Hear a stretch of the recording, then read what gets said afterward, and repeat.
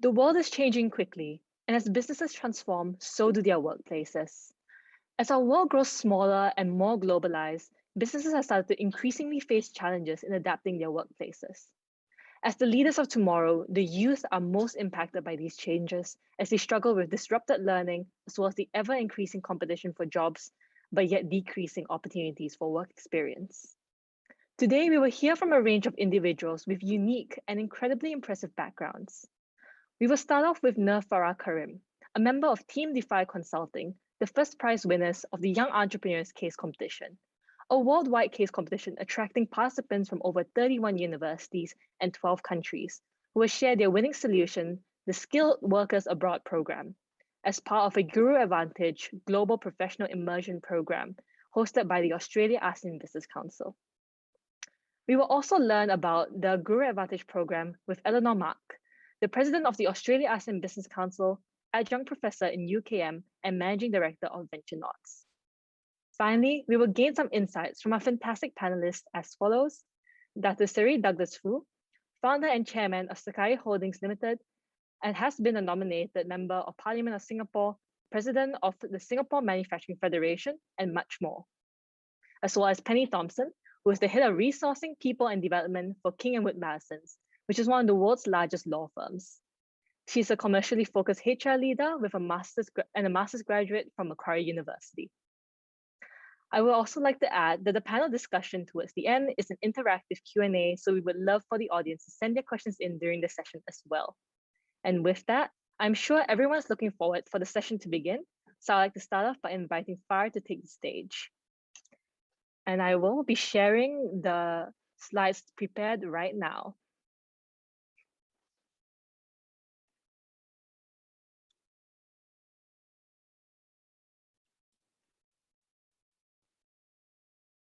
All right, over to you, Farah. Yep, thank you, Kathleen. So good afternoon to all attendees and fellow panelists. First and foremost, thank you ASEAN Society UNSW and the organizing committee of this year's UNSW ASEAN Conference for giving me the opportunity to speak here today.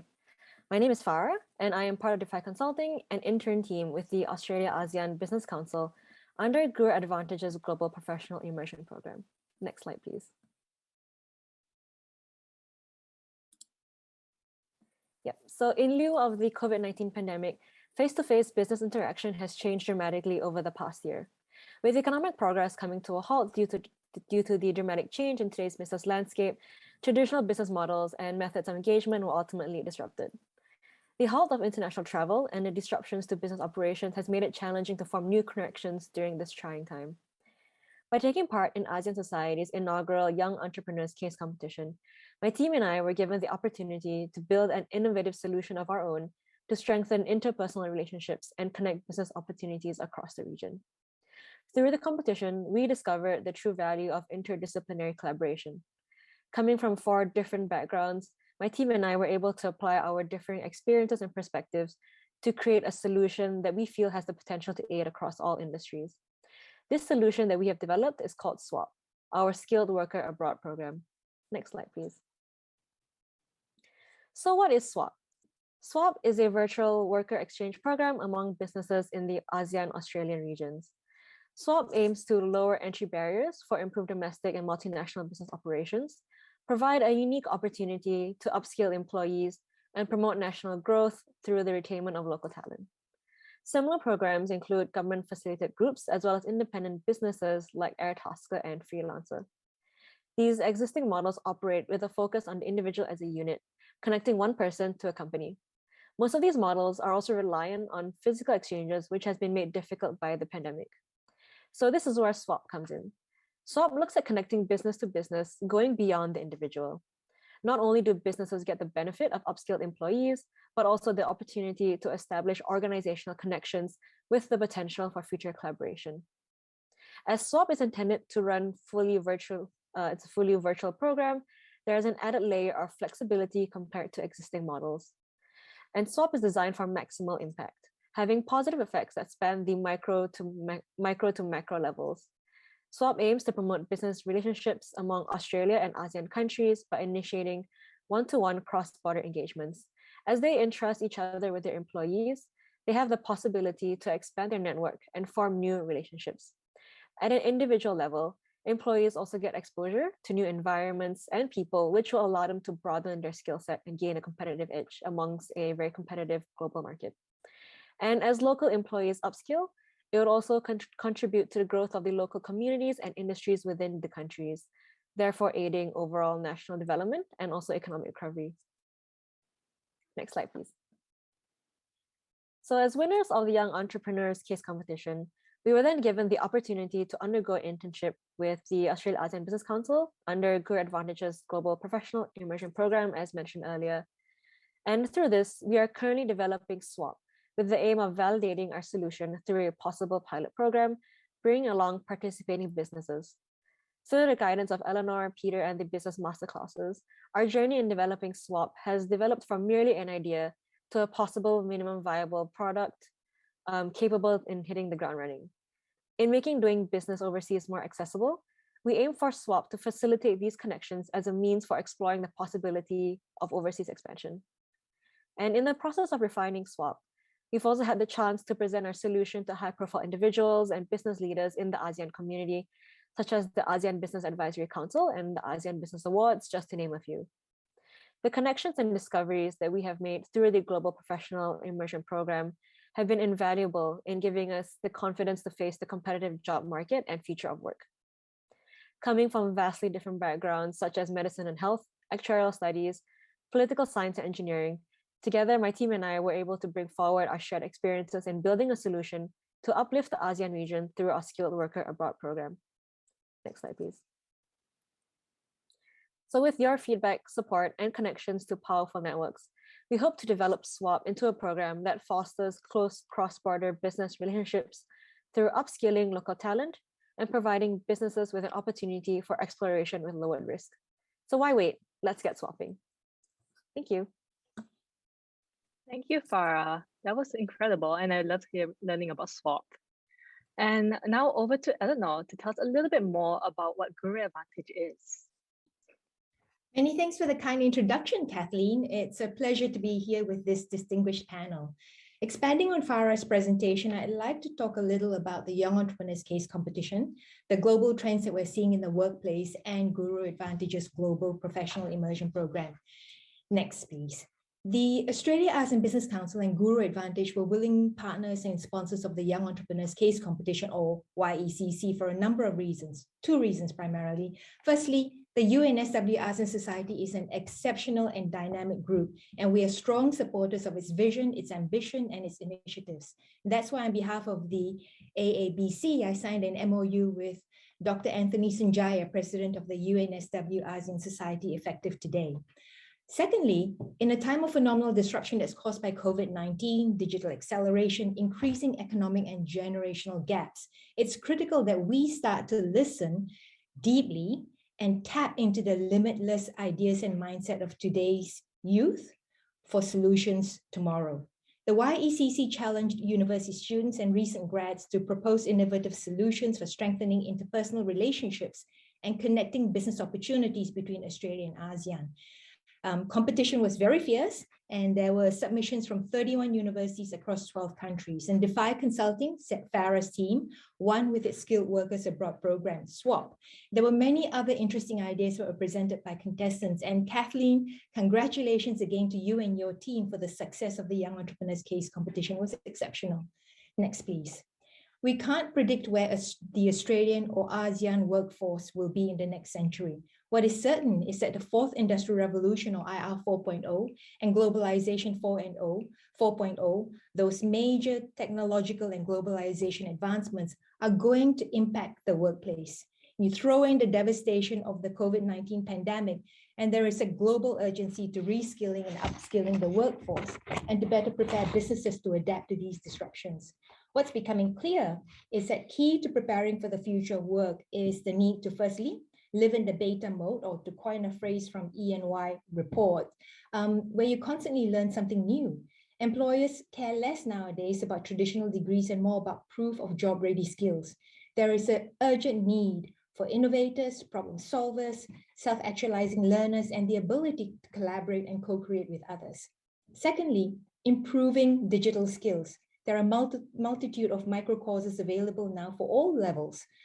So there's really no excuse, not to upgrade your digital skills. And finally, honing power skills such as creative problem solving, critical thinking, emotional intelligence, teamwork, and collaboration. Next, please.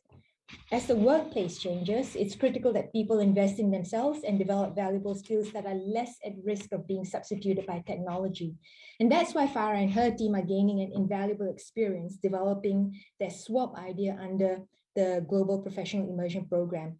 It's essentially a micro credential in work readiness that's conducted online for 4 to 8 weeks with international teams working under the guidance of a guru or expert on real projects with impact. And around that, we wrap power and professional skills as well as build brand new coaching and career acceleration advice from business and entrepreneur leaders.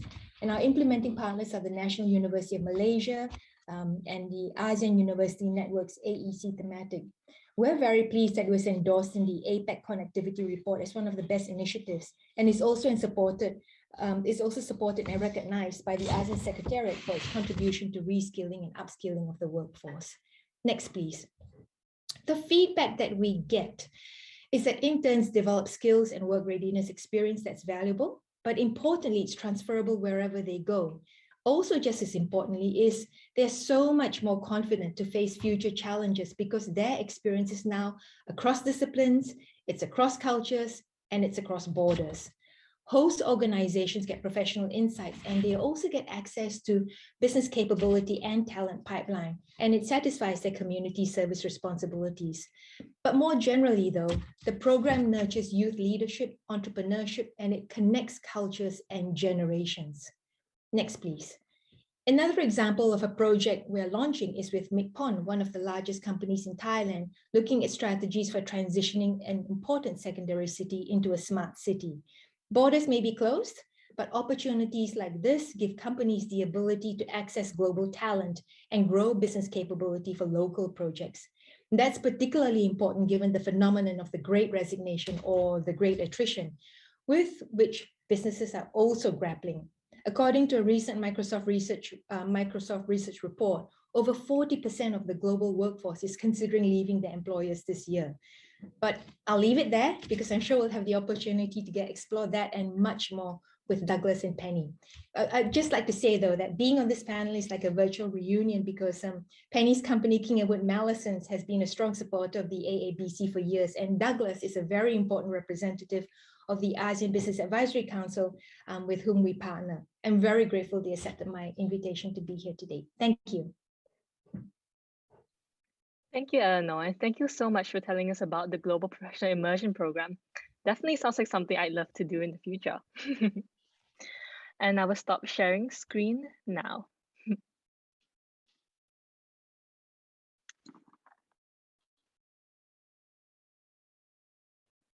Okay, fantastic. So thank you, Farah, and thank you, Eleanor, for your presentations. And we will now move into the interactive panel portion of this session. Once again, I would like to quickly introduce our panelists, Dr. Siri Douglas Fu, founder and chairman of Sakai Holdings, and Penny Thompson, head of resourcing, people, and development for Kingwood Madison's. Before we begin, I'd like to quickly invite the audience to send their questions in via the chat, as we would love to encourage audience participation for this panel. But whilst waiting for our moderators to send some questions through, I have a few questions of my own I'd like to ask you both. So first of all, to Douglas, you've been an entrepreneur for over 20 years now, starting off in garment manufacturing and trade, and later diversifying into food with Sakai Sushi, which, if I may add, is a little bit of a cultural icon of my teenage years. And I'd like to ask you about how you've seen ambitions change throughout the years. Do you think entrepreneurship is more accessible nowadays, especially with greater digitalization and globalization impacting how the world works and consumes?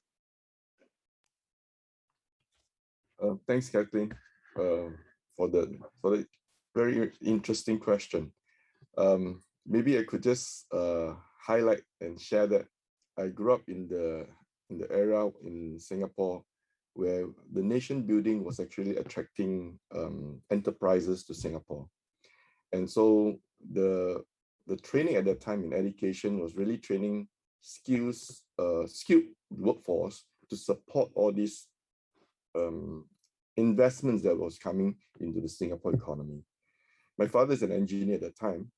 I was about to go to NTU to do my engineering when I did some part-time work, and I served in the national service as an air defense officer in the Republic of Singapore Air Force. And that actually exposed me to engineering deep. And certainly, you know, every time when we're young, people say that we should have certain vision, we know what to do. But, you know, we all been there growing up, trying to figure where we want to go, trying to figure out where our passion is. And that changing moment, that trigger moment was actually in the national service, when one of my commanders was telling me that this is what you are doing in the national service is going to be useful for you when you go on to do your engineering studies. And that struck me that I like it, but is it something that I want to do going forward? And so I actually went on to change into doing business, and then decided that I would like to go into the financial management and financial industry. By that time, the banking industry was not hiring. And I got my first job in a Japanese company called Tokyo. Worked there for about a year in the marketing department. And very shortly have an opportunity to jump onto the entrepreneurship journey. But at that time, when I look around my friends, they were all engineers, doctors, lawyers, all professionals, or in the government service. There was no entrepreneurship. Even the word that was spoken about almost 2 decades ago in Singapore. It's a very new topic, but it has actually gone on to a huge traction over the journey that I've gone through. And I've seen that to answer your question quite directly, the opportunities today are immense, because through the digital medium, you are able to outreach to a far greater markets around the world. You have far more information and knowledge that you get in order to make those decisions. The data points are a lot more accurate as compared to previously. The reason that we started with the garments manufacturing, because I happened to work in the company called Tokyo. I met some Japanese good friends who were making clothing for Japan market. So our market at that time was Japan. Our production plant was actually in India, in a very small, rural, undeveloped village called Kandla Free Trade Zone, which is part of the Gujarat, where the current Prime Minister of India comes from. And it was actually a very, very steep learning curve for me. But I just felt that it is something I wanted to do, and I went on to embark. And then we moved to the food business, because when we saw the opportunities for the garments business being challenged, because the Chinese were coming into the market to produce as well, we decided that as an OEM, that means you are manufacturing for somebody who has a design for you, where do you play in the whole value chain? And so that's why we created the Sakai Sushi brand, which you mentioned early on. Drink sake, eat sushi, quite easy to remember. And we then decided that we wanted to be the McDonald's or Starbucks of sushi when we started on the journey. But even then, today, we've actually transformed into a digital business under the Sakai Holdings Group. We're actually involved in a whole master plan in Da Nang in Vietnam. So actually, in the whole journey of entrepreneurship, you'll see that there will be opportunities that come along. You need to then address whether it is something that you're passionate about, whether there's a business model that you curate from there, and then at the same time, what kind of impact it is going to make into the society. And the Da Nang project to me today is something that keeps me driven every day, because it's going to impact the 1.3 million constituents in the city, on how they could actually move to become a much more developed city, a smart city, using technology, but at the same time being able to use the technology to manage the whole sustainable development. Today, there's a lot of discussion on the environment, sustainability, and governance, and it is certainly these areas that I think will continue to drive how business models will move forward. Sorry for the long answer to your short question. No, thank you so much for sharing your experience with entrepreneurship and also giving us an insight into your background. And I also do agree with how immense the opportunities are in Singapore and throughout the world with entrepreneurship. And I do look forward to seeing how it's going to grow, especially with the use of new technology nowadays. So thank you for that. And also now over to Penny. I have a question about, well, as a to-be graduate myself, the global job market is honestly quite terrifying. And with the impact of the pandemic, online school, and limited opportunities to network and meet employers, I think graduates today are feeling quite uncertain. And not to mention, nowadays, 90% of employers want recruits with work experience. And in today's working world, how have employer recruitment requirements and processes changed? And what are the implications for graduates and professionals seeking work? Thank you, Kathleen. Well, that's actually quite a complex question, so I'll try and break it down and answer it as best I can. Look, I think there's actually, whilst I understand, particularly as a graduate, it might be quite daunting entering a new career, particularly at a time where you can't physically get an understanding of the workplace that you're entering or the people that you'll be working with. I actually think that the move to a more virtual environment born out of necessity because of COVID has actually brought a lot of opportunities for graduates. And what I mean by that is, and Eleanor touched on this earlier in her presentation, that there's a number of virtual experiences and internships that are being offered throughout the globe. By way of example, KWM, which is obviously where I currently work, pre-pandemic, we launched a virtual experience program that's open to anybody across the world. But since then, and not just in our industry, there's a whole bunch of different experiences like that where graduates can get a greater understanding of what the world of work is like in their chosen industry. There's obviously also a lot of experiences available through real-time internships and work experience, but that's a little bit limited at the moment, depending on the location that you're at, particularly my location, I'm in Sydney. But there's also, there are, and again, Eleanor touched on this as well, the number, certainly I have seen the number of courses that allow micro-credentialing and greater understanding of different careers and what might be required, as well as the development of different skills that may not be learnt through formal education or degrees, has also exploded over the last year or so. I've certainly availed myself of a couple of opportunities to learn new skills through that. But I think that's also a really big opportunity for graduates. And in terms of recruitment processes themselves, I'm speaking probably more so of Australia, but I think it is a phenomenon across the world. Obviously, recruitment processes have moved to a more virtual environment. That was actually something that was beginning before COVID, but obviously born of necessity, that's continued. And the skills that organisations are looking for are changing, and with that, more complex forms of assessment are also coming along with that. And what I mean by that are things like, there are some organisations that I understand use automated interviewing. So they use chatbots, they use video interviewing, but the assessments themselves are a little more complex and more tailored to the different skills that organisations might be looking for, which again, Eleanor touched on in her presentation around adaptability, learning agility, curiosity, problem solving, collaboration. They have been identified as critical skills of the future, and organisations are adapting their processes to be able to assess them in a more comprehensive way. Fantastic. Thank you, Penny. And also thank you for adding that point on the micro credentials and also like the ways graduates can upskill today, because I think these are often very overlooked by graduates, and that's a really great tip for them to really gain an edge in the market.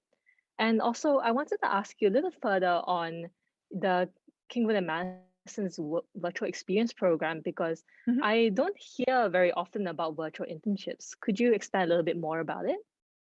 Yeah, sure. So it's not an internship yet. That is something that we're exploring.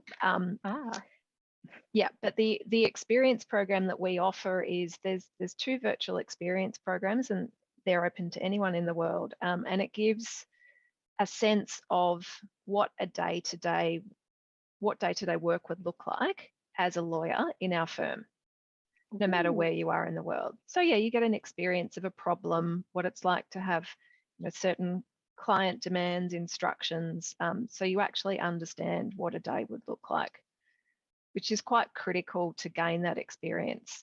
Often, when you're at university, there you don't understand what that working experience looks like. So that they're the experience programs that we've developed to date.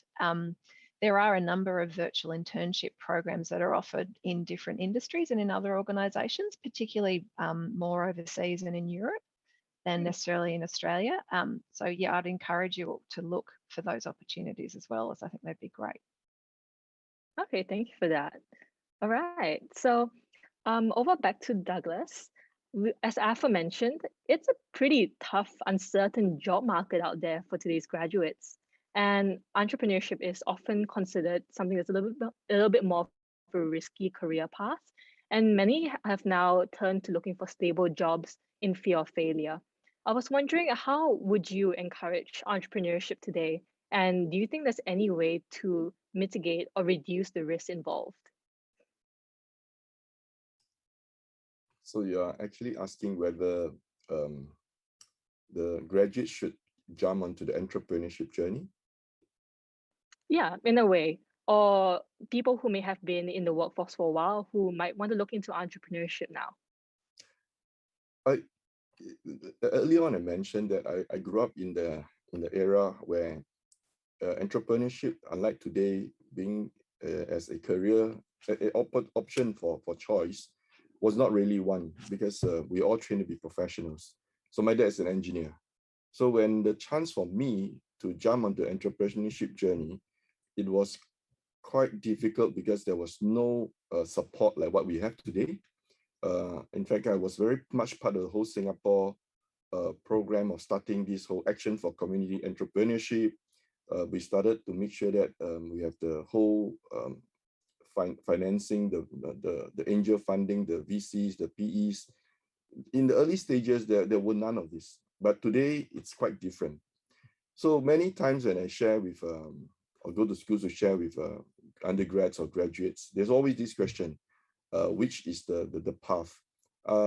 Maybe I could share that for my kids. I have 4 boys. Okay, their names are Donovan, Dominic, Donahue, and Donegan. They all start with a D-O because I hope they'll do something with their lives. So I put that inside their names. So there are 3 things that I hope I'll be able to give them. Number 1, values. The values to be a good person, to be a responsible citizen of this world. So I teach them from young. The second one is education, to make sure that they acquire the basic skills of reading, the math skills, science, to understand why things work. And with those basic skills, you can then build on it. And the third one is actually to discover their passion. So when you talk about entrepreneurship or career choices, it's really about the passion that you're discovering. Because if once you're doing something that you love, that you feel there's an impact and that you just enjoy, it's no longer work. So there are people that actually ask whether I'm preoccupied with so many things. I say no, because I like doing it. It's a passion that keeps me driven onto this journey. And the thing about a lot of all these things is when you start discovering the thing that you love, enjoy doing, you realize that, hey, you're not working at all. And people ask, when will I retire? For me, why do I retire? You just manage and rebalance your time for different things. You don't have to completely retire. To me, the retirement is not really part of my vocab since when I was very young. And I will continue to be able to do, and I continue to want to share some of this knowledge and skill set so that the next generation will be able to use some of these learnings that we have, so that when they start making those decisions going forward, they don't make some of the same mistakes. But because of what's happening today in the whole world of digitization, the I 4.0 that Eleanor spoke about earlier on, things are going to be so much different, and at the same time creates a lot of more opportunities for not just going onto a professional career, but even the future of work that Penny mentioned about. It's all going to be disrupted. It's going to be very different, and it's going to be a co-creation period that, it's not just the enterprises that are co-creating it. It's the entire society that's going to co-create how the future of work, how the future of work-life balance, how technology is going to be used in building sustainable societies going forward, making an impact. And certainly the 17 Sustainable Development Goals that was set out in United Nations quite a couple of years back. In fact, I served as the president of Singapore Manufacturing Federation, and we adopted that in 2016, shortly after that was being put forth. And at that time, it was something that not many of even the large companies could put meaning to it. But today it is a daily conversation, and it is getting more traction. And certainly that areas of opportunities will be tremendous. Whether the person could embark on it to be a professional in that, or to get on it to build an enterprise, I think everybody to each their own, because in the Chinese saying, they say, 行行出状元, meaning that you can scale many mountains. There's not just one mountain. The definition of success is that as long as you're happy doing what you're doing, I think that you have made the right choice. That's awesome. Thank you, Douglas. And I can truly hear the passion in your voice when you speak about it. And I also do believe that passion is so important, and it really keeps us going during the harshest times, because I can imagine there's going to be no job or anything that is easy. So it's so great that to have passion in our lives to really push us through all these times. And I have a question for Penny, and it's regarding the statistic of 90% of employers wanting recruits with work experience. So the question is, how can students, especially those in their earlier years with next to no work experience, compete in this incredibly competitive job market? Thank you. Great question. Look, to be honest, it's not my personal experience that certainly at a graduate level and in Australia that employers do want recruits with significant work experience. It is actually more important that they are demonstrating a capability or future aptitude for the skills that are required for the roles that they're being hired for, rather than experience per se. And I think more generally, and particularly due to the Great Resignation that's exacerbated at the moment, that I think Eleanor mentioned earlier, I think organisations are actually moving away from requiring a lot of experience for roles and focusing on capabilities and attributes to set them up for the future, and also exacerbated by the changing work environment. There was a report from the World Economic Forum released last year that actually outlined a lot of the skills that will be required for 2020, and a lot of them focused on, what may have been deemed the softer skills that Eleanor actually referred to earlier in her discussion about Guru Advantage. But I think it's those skills that employers are actually looking for, increasingly so, rather than necessarily work experience.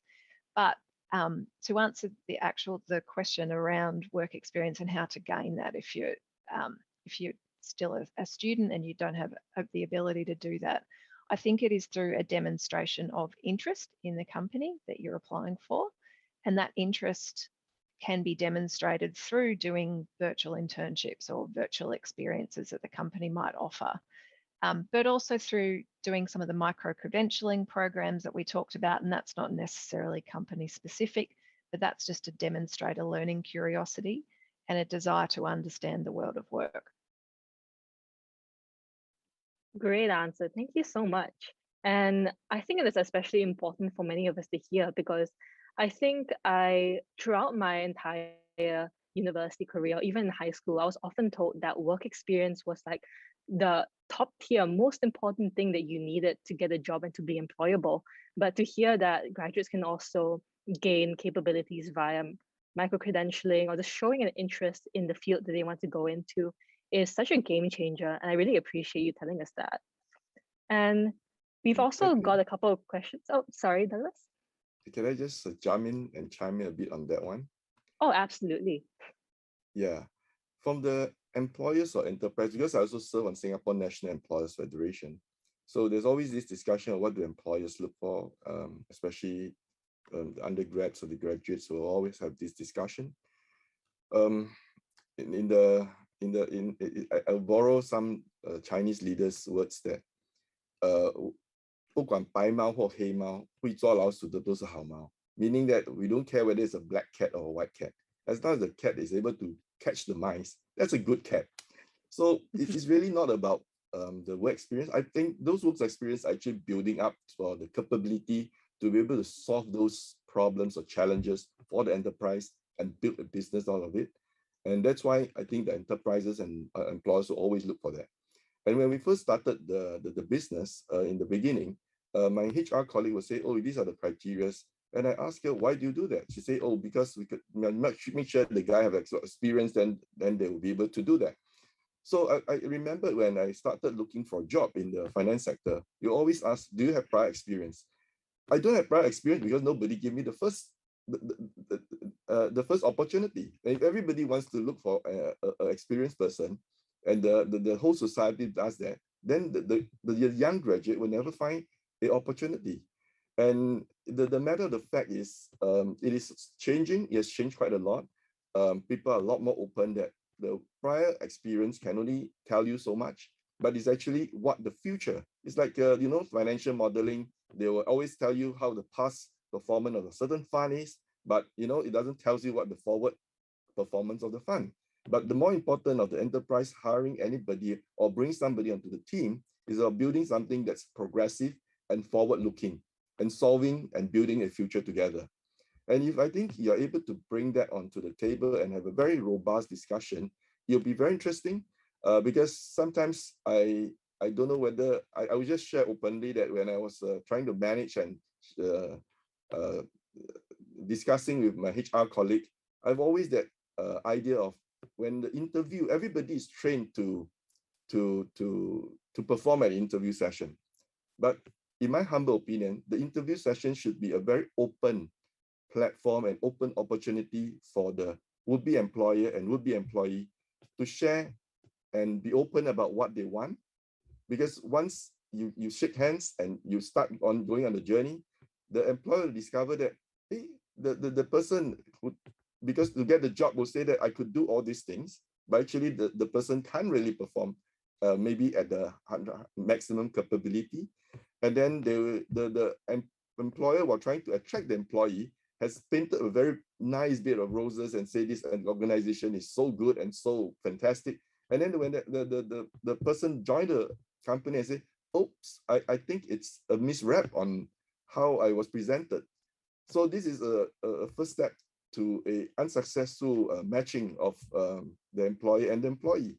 And so I always openly tell the would-be interviewee that, look, I really want to see who you are, what you're passionate about, and what you want to do together with us. And I'll tell you honestly that we are not perfect. There are issues here, there are some problems there, but it's never a perfect world. Let's work together and build a better future. Oh, that's really nice. Thank you for sharing that. And also thank you for tying it back to what you said earlier about passion, because I think that really just backs up how important it is in today's workforce as well. And all right, and I've also got a few more questions from the chat actually, but these are directed towards Farah and Eleanor. So we actually have not too much time yet right now, but I think we could probably discuss it later, potentially in the casual networking sessions, if you'd like to join those after. But just as a closing question to everybody, to Douglas, Penny, Eleanor, and even Farah, if you'd like to jump in. If you were a graduate of today, what would you tell yourself? And we could start with Douglas. Ladies first. We have got a lot of ladies on the panel, you know. All right. So Okay. Penny, would you like to go first? Dear. Thank you, Douglas. What would I tell myself? I would tell myself to learn everything that I can, keep an eye on the future and what developments are affecting the industry and the globe, and remain open to every opportunity that comes my way. That's great. How about you, Eleanor? I tell myself to be bold. Don't let myself hold myself back. Be open to opportunities and to explore as much as possible and gain as many experiences as possible. But importantly, to be able to articulate the key learnings from each of those experiences, because they can be transferred to anything, whether it's a job or a hobby or, you know, anything at all. So I'd say, you know, just be bold and go for it. Fantastic, Eleanor. And back to you, Douglas. Farah, is she going to? Oh, Farah, do you want to say something to your current graduate sure. self? I mean, I'll be graduating soon, so you know, I'm almost kind of there. But I think, looking back to my university years, especially, I think something I would tell myself throughout that process is to kind of try anything and everything, because you don't know what you like or what you don't like unless you try it. And I feel like that is one thing you can do when you're young, or at least at this age, is to try. And if you don't like it, it's fine. Just move on and go to the next thing. Yeah. Completely agree with what Farah has said, and as well as Eleanor and Penny. I think this is such an interesting time that whoever is going to the workforce, because things are changing so rapidly, digitization, sustainability. And so my little thoughts would be, if I'm now going out there, I would dream really, really big and just go out there and try.